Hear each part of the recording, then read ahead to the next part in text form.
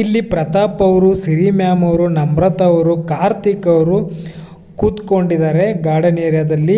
ಇಲ್ಲಿ ಪ್ರತಾಪ್, ನಮ್ರತಾ, ಸಿರಿ ಅವರು ಆನೆಕಲ್ ಗೇಮ್ನ ಆಡ್ತಾ ಇದ್ದಾರೆ. ಅದಕ್ಕೇನೋ ಅಂತಾರಲ್ಲ ಗುರು, ಅದು ಆನೆಕಲ್ ಗೇಮ, ಅದನ್ನು ಆಡ್ತಾ ಇದ್ದಾರೆ.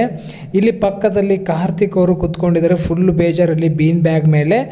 ಪ್ರತಾಪ್ ಅವ್ರು ಕೇಳ್ತಾರೆ ಬನ್ನಿ ಆಟ ಆಡೋಣ ಅಂತಂತಾರೆ.